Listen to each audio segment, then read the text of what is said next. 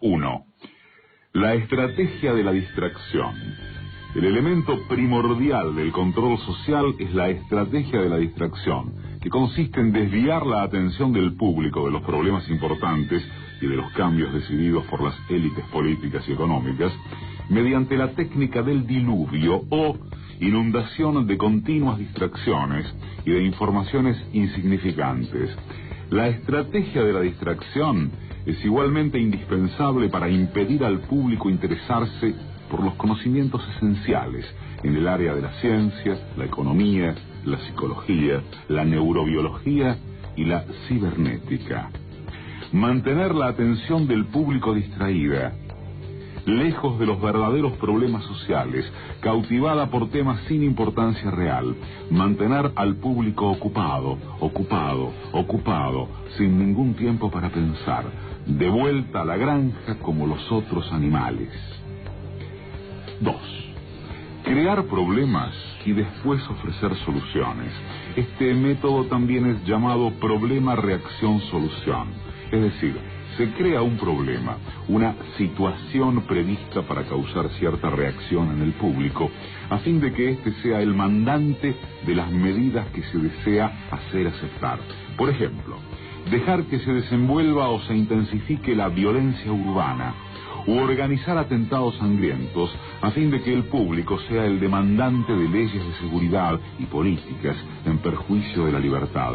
O también crear una crisis económica para hacer aceptar como un mal necesario el retroceso de los derechos sociales y el desmantelamiento de los servicios públicos. 3. La estrategia de la gradualidad.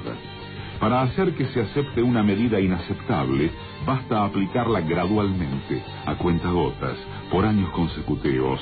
Es de esa manera que condiciones socioeconómicas radicalmente nuevas, neoliberalismo, fueron impuestas durante las décadas de 1980 y 1990.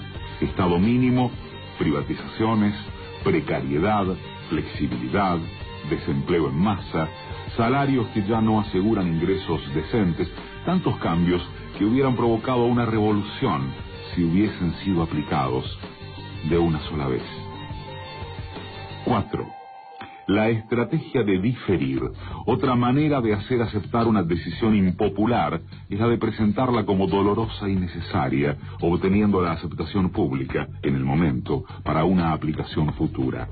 Es más fácil aceptar un sacrificio futuro que un sacrificio inmediato. Primero, porque el esfuerzo no es empleado inmediatamente.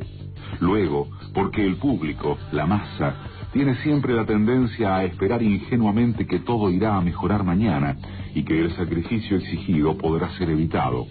Esto da más tiempo al público para acostumbrarse a la idea del cambio y de aceptarla con resignación cuando llegue el momento. 5. Dirigirse al público como criaturas de poca edad. La mayoría de la publicidad dirigida al gran público utiliza discurso, argumentos, personajes y entonación particularmente infantiles, muchas veces próximos a la debilidad, como si el espectador fuese una criatura de poca edad o un deficiente mental. Cuanto más se intente buscar engañar al espectador, más se tiende a adoptar un tono infantilizante. ¿Por qué?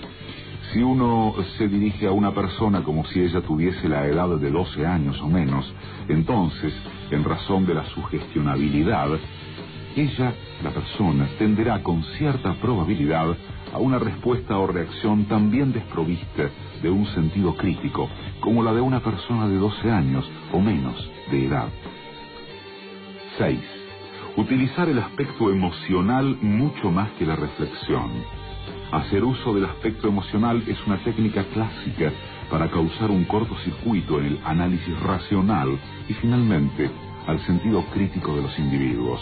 Por otra parte, la utilización del registro emocional permite abrir la puerta de acceso al inconsciente para implantar o injertar ideas, deseos, miedos y temores, compulsiones o inducir comportamientos.